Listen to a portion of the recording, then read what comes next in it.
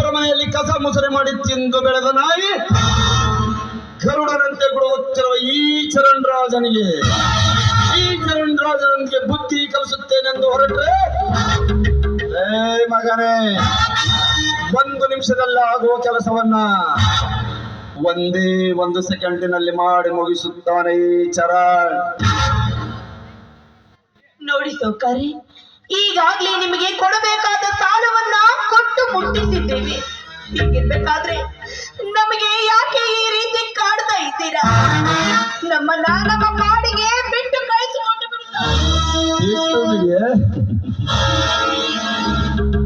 ಆಶಾ, ನಿನ್ನ ನೋಡಿದ್ರೆ ನಿನ್ನನ್ನು ಬಿಟ್ಟು ಬಿಡು ಅನ್ನುತ್ತದೆ ಈ ನನ್ನ ಆತ್ಮ. ಆದ್ರೆ ಅದಕ್ಕೆ ನಾನು ಮನಸ್ಸು ಯಾಕೋ ಒಪ್ಪಿಗೆ ಕೊಡ್ತಾ ಇಲ್ಲ. ನೋಡು ಆಶಾ, ಬಹಳ ದಿನದಿಂದಲೂ ನನ್ನ ಕಣ್ಣು ಮುಂದೆ ಬೆಳೆದು ಕೋಲ್ ಮಿಂಚಿನಂತೆ ಹೊಳೆಯುತ್ತಿರುವ ಈ ನಿನ್ನ ಸೌಂದರ್ಯವನ್ನ ಕುಕ್ಕಿ ತಿನ್ನು ಅನ್ನುತ್ತಿದೆ ಈ ನನ್ನ ಮನ. ಅದಕ್ಕೆ ನೀನು ಒಪ್ಪಿ ಒಂದೇ 1 ಬಾರಿ ನನಗೆ ಸೆರಗು ಹಾಸಿ ಸುಖ ಕೊಟ್ಟರೆ ಜೀವನದಲ್ಲಿ ನೀವಿಬ್ಬರು ಅಕ್ಕ ತಮ್ಮಂದಿರು ಸುಖದಿಂದಿರಲು ಸಾಧ್ಯ. ಕೆಟ್ಟ ರಕ್ತಕ್ಕೆ ಹುಟ್ಟಿದ ಮಗನೇ, ನನ್ನ ಅಕ್ಕನು ನಿನಗೆ ಸೆರಗು ಹಾಸಬೇಕು. ಅಷ್ಟೊಂದು ನಿನಗೆ ಕಾಮದ ಒತ್ತಡಿ ಇದ್ದರೆ ನಿನ್ನ ಮನೆಯಲ್ಲಿರುವ ನಿನ್ನ ಅಕ್ಕ ತಂಗಿಯರ ಜೋಡಿ ಮರೆದುಕೊಂಡು ತೀರಿಸುವ ಆ ನಿನ್ನದ ಕಾಮದ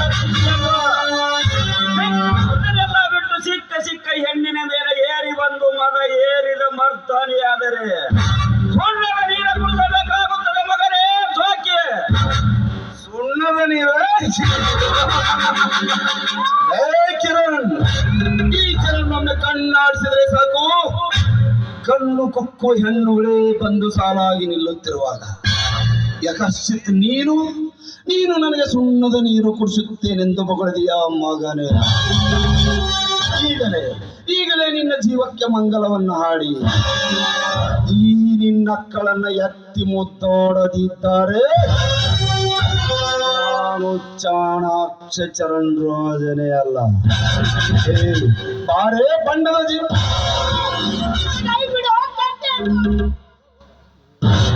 ಎಲೇ ಚರಣ, ನನ್ನ ಅಕ್ಕಳ ಕೈಯನ್ನು ಮುಟ್ಟಿದೆಯಾ ಮಗನೇ?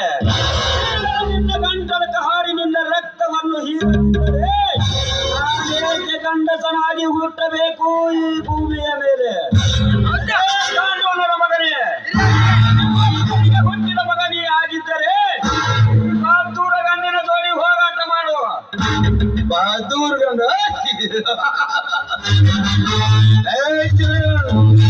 ಬಹದ್ದೂರ್ ಗಂಡು ಆದ್ರೆ ನಾನು ಧಗಧಗನೆ ಉರಿಯುತ್ತಿರುವ ಬೆಂಕಿಯ ಚೆಂಡು. ಈ ಬೆಂಕಿಯ ಚೆಂಡು ನಿನ್ನನ್ನು ಸುಟ್ಟು ಬೂದಿ ಮಾಡಿ ಈ ನಿನ್ನ ಅಕ್ಕಳಿಗೆ ಗಂಡನಾಗುವ ಬದಲು ಮೆಂಡನಾಗಿ ಈ ಸಮಾಜದವರಿಗೆ ಇವಳ ಶೀಲವನ್ನ ಸೆಳೆಯುವ ಸರ್ದಾರ ನಾನಾಗದಿದ್ದಾರೆ. ಚಲುವರೊಡನೆ ಚೆಲ್ಲಾಟವಾಡುವ ಚರಣ್ ರಾಜನೇ ಅಲ್ಲ.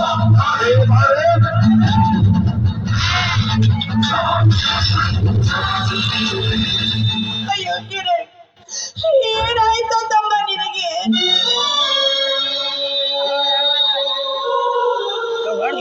ನಿನ್ನ ಅಕ್ಕನನ್ನ ಕಡ್ತು ಬಂದು ನೋಡೋದಮ್ಮ, ಮಾತಾಡೋ ಕಿರಣ್.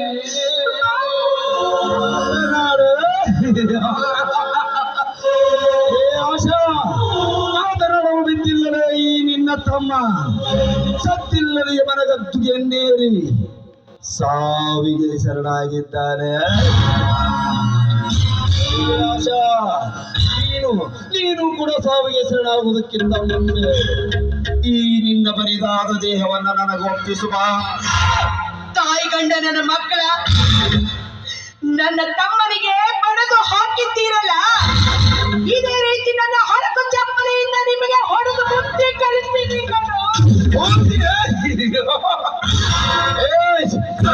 ಒಂದು ಹೆಣ್ಣಿನಿಂದ ಬುದ್ಧಿ ಕಲಿಸಿಕೊಳ್ಳುವಷ್ಟು ಮತೀನಲ್ಲ ಈ ತರ. ಆಶಾ, ನಿನ್ನ ಮನೆ ದೇವರನ್ನ ಈಗ ನಿನ್ನ ಶೀಲವೂ ಹಾಳಾಯಿತು. ನೀನು ಕೂಡ ಯಮನ ವಾಸಸ್ಥಳಕ್ಕೆ ಟಿಕೆಟ್ ಪಡೆಯುವೆ. ಚರಣ್ ರಾಜ್, ನಮ್ಮಂತ ಬಡವರ ಮೇಲೆ ದೌರ್ಜನ್ಯ ಮಾಡುವ, ನಮ್ಮಂತ ಬಡವರ ಮೇಲೆ ಬೆಂಕಿ ನೀಡುವ ನಿಮ್ಮಂತ ರಾಕ್ಷಸರನ್ನ ನನ್ನ ತಮ್ಮ ಕಿರಣ್ ಎಂದು ಬಂದರೆ ಕಣೋ, ಯಾಕೆ ಬರುತ್ತಾನೆ? ಏ ಆಶಾ, ಮತ್ತು ಮುಳುಗಿದ ಮೇಲೆ ಆ ಸೂರ್ಯನ ಕಿರಣಗಳು ಕಾಣುವುದುಂಟೆ. ಬೆಳಗಾದ ತಕ್ಷಣ ಆಕಾಶದಲ್ಲಿ ಆ ಚಂದ್ರಮ ಕಾಣುವುದುಂಟೆ.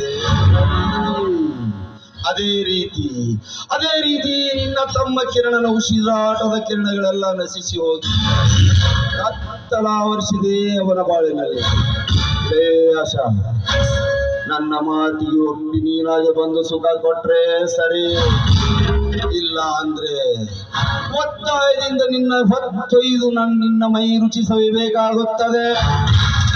ಪಾಪಿ, ಕಂಡ ಹೆಣ್ಣಿನ ರುಚಿ ನೋಡಲು ನೀನೆ ಮುಂದೆ ಬಂದ್ರೆ ಹುಚ್ಚು ನಾಯಿಯನ್ನ ಮೆಟ್ಟಿನಿಂದ ಹೊಡೆದು ಸಾಯಿಸಿದ ಹಾಗೆ ನಾನನ್ನ ಮೆಟ್ಟಿನಿಂದ ಹೊಡೆದು ಸಾಯಿಸಬೇಕಾಗಿತ್ತು. ಸೌಕರ್ಯ ಏನ್ ಮಾತಿ ಸುತ್ತಲೇ ಬೇಸುವಂತ ನಿಂತೀರಿ? ಹೇಗೆ ಸಮಯ ಕಳಿತೀರಾ? ಹೇಳ್ಕೊಂಡು ರಾಮ, ನೀನೊಂದ್ 5 ನಿಮಿಷ ಇಲ್ಲೇ ನಿಂತು ಈ ಒಳನ್ನ ಎಳೆದೊಯ್ದು ನನ್ನ ಆಸೆಯನ್ನು ಈಡೇರಿಸಿಕೊಂಡೇ ಬರ್ತೀನಿ.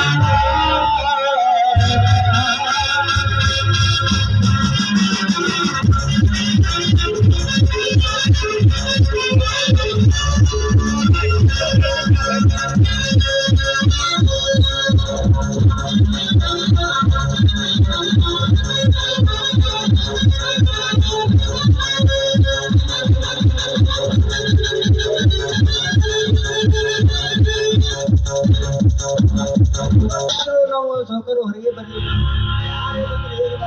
ನಾನೇ ಕಾಯ್ತೇನೆ, ಯಾರು ಬಂದ್ರು ನೋಡ್ಕೋತೇನೆ.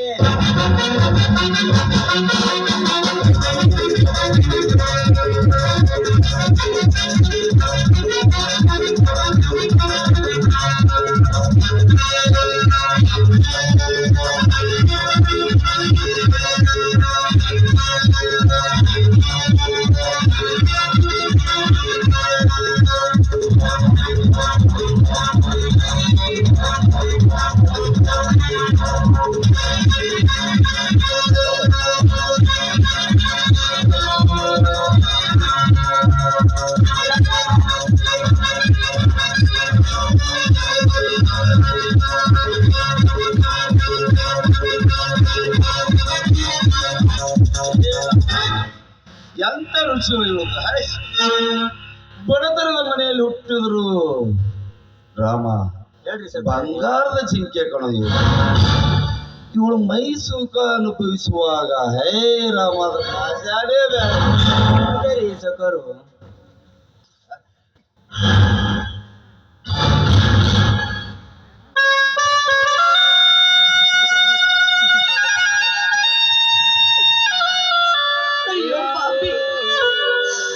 ನಾನೆಷ್ಟು ಬೇಡ ಅಂತ ನಿನಗೆ ಕಾಲಿಗೆ ಬಿದ್ದು ಕೊನೆಗೂ ನನ್ನ ಶೀಲವನ್ನ ಹಾಳು ಮಾಡಿದೆ.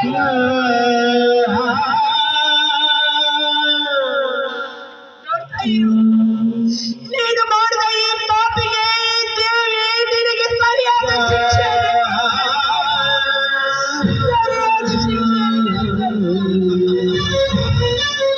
ದೇವರು ಶಿಕ್ಷೆ ಲೇ ಆಶಾ, ಆ ಕಲ್ಲನ್ನು ಮೂರ್ತಿ ಮಾಡಿ ಅದಕ್ಕೆ ಕೀರ್ತಿಯನ್ನು ತುಂಬುವರೇ ಈ ನರಮಾನವರು ಅಂದಾಗ ಆ ನಿನ್ನ ದೇವರು ನನಗೆ ಶಿಕ್ಷೆ ಕೊಡುತ್ತಾರೆ. ಆ ನಿನ್ನ ದೇವರಿಗೆ ನಾನೇ ಶಿಕ್ಷೆಯನ್ನು ಕೊಡುತ್ತೇನೆ.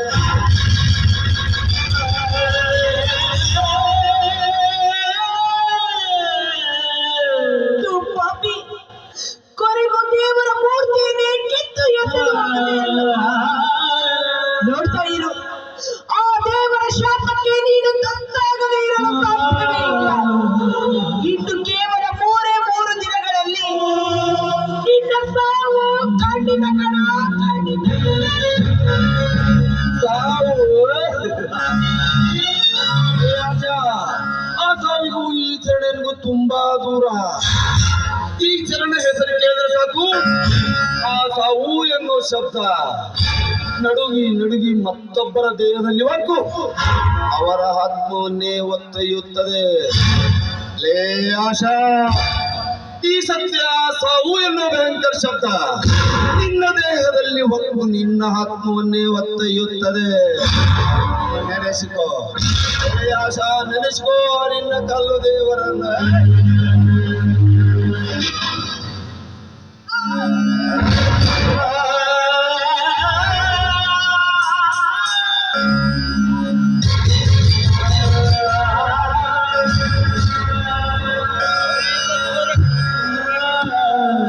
ಈ ಆಸೆಗೆ ಮಂಗಲ ಹಾಡಿದರು ಈ ಚರಾಳ.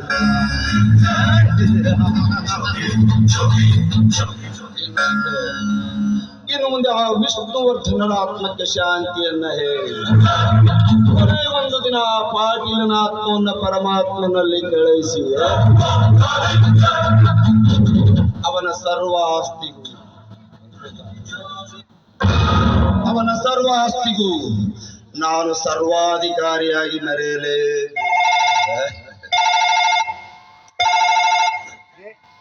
Hello, Vardhan speaking. Police sub inspector Vardhan. ಯಾರೋ ನೀನು ಹಾಗೇಕೆ ಹುಚ್ಚರ ತರ ನಗುತ್ತಿದ್ಯಾ? ಹುಚ್ಚ ನಾನಲ್ಲ ಮರಿ, ನೀನು ನನ್ನ ನಕ್ಷತ್ರಕ್ಕೆ ಕೈ ಹಾಕಿದೆಯಲ್ಲ